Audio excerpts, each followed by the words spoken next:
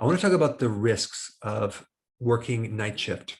This is a major problem in depriving you of sleep, especially if you're doing rotational shifts and it's not consistent. This could put a serious dent into your health. So let's go through all the potential problems when doing a night shift and depriving yourself of your normal circadian rhythms. Now, there is a way to minimize damage control, which I'll get into, but first, let's talk about the negatives. All right, number one, it can increase the risk of depression, dementia, GI inflammation, headaches, sexual dysfunction. It increases the risk of metabolic syndrome, which is blood pressure, blood sugar issues, cholesterol issues, and central obesity, which is belly fat. And also, this is classified or categorized as a carcinogen. Why? Because you're going to have less melatonin, and melatonin is a tumor suppressor. Now, in women, it can increase the risk of getting breast cancer by 48%. Now, in a study involving nurses, there was a risk of heart-related deaths by 9%, and nurses that do night shifts are 25% more likely to die from lung cancer. And women who do night shift work over 5 years have a shorter lifespan, and over 15 years have an increased risk of heart disease by 38%. Now, as far as diabetes goes, there's a pretty significant risk, 36%, if you're doing night shift work greater than 8 times per month, which I think most people are doing. There's also 28 published studies that show at least a 28% increased risk of becoming obese or gaining weight. So as you can see, there's a lot of problems with night shifts. There's a couple points I want to bring up. Number one, if at all possible, you don't want to do rotational night shift work. You want to keep it consistent.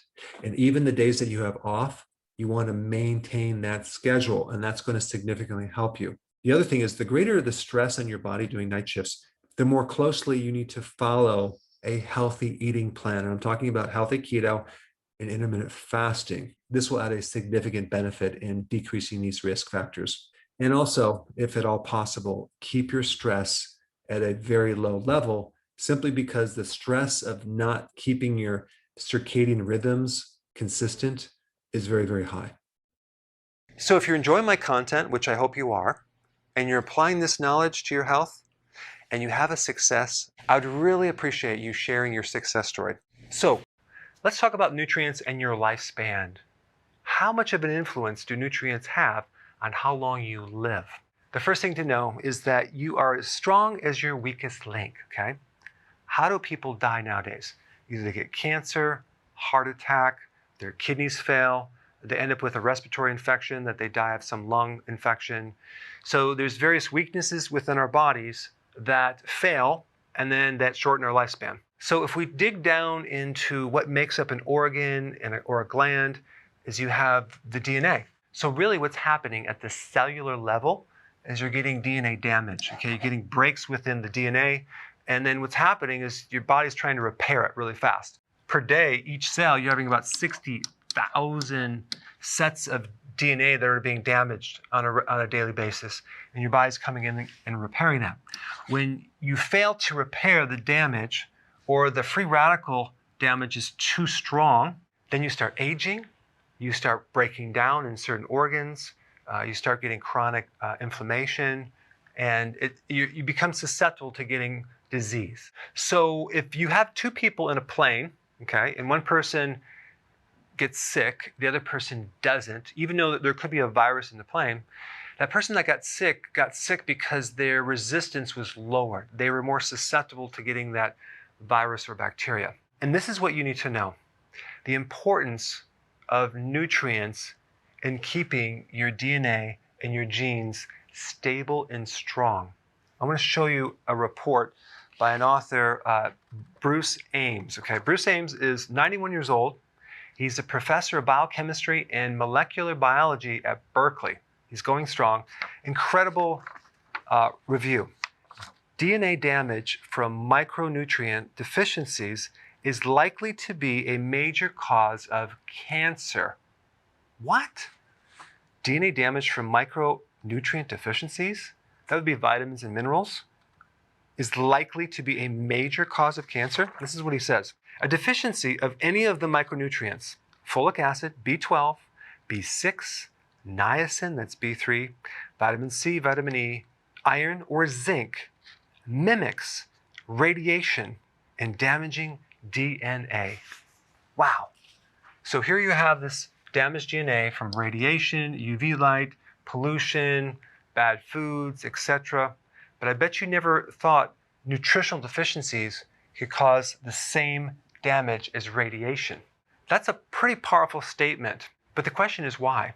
Because all of these nutrients are involved in the repair action. They're involved in keeping the DNA stable. And if you're missing a nutrient at a certain level, you're going to be susceptible to some type of breakdown in the system. Now, Bruce Ames also talks about the triage theory, okay? Now, in medicine, triage is this. If you have all of these patients coming in that are sick, you want to be able to delegate your resources to the ones that need the help the most, okay? So you're actually rationing out your energy on the most severe cases, okay? Well, guess what? The body does the exact same thing. So if you have a subclinical nutritional deficiency, you're not fully, completely deficient, but you have somewhat of a deficiency, the body's going to ration out those nutrients to the short-term survival proteins or enzymes, okay? And what's going to suffer is the genes and enzymes that are involved in longevity and repair. And in this paper, Bruce Ames talks about how these deficiencies subclinically shorten your lifespan and set you up for getting cancer. Now, the question is, what would be some of the clues or red flags or symptoms of having a shorter lifespan or having cancer? There really isn't any. You just one day you die of a shorter lifespan or you just get cancer. So there's not a lot of symptoms. So that means it doesn't draw a lot of attention for you to do something about it. The only way you're going to know about this is watching this video and understanding this huge connection between making sure that you have all the nutrients in your diet, eating foods that are nutrient dense, and how important that is to bulletproof your genes and your DNA down the road to extend your life and hopefully postpone or prevent cancer. So my main goal for this video is to emphasize the huge importance of nutrients on your health, and especially longevity and preventing cancer and other problems. Down below in the description, I put down a list of the foods that have the highest nutrients that you should be eating on a regular basis. Check it out, and thanks for watching. Hey, if you're liking this content, please subscribe now, and I will actually keep you updated on future videos.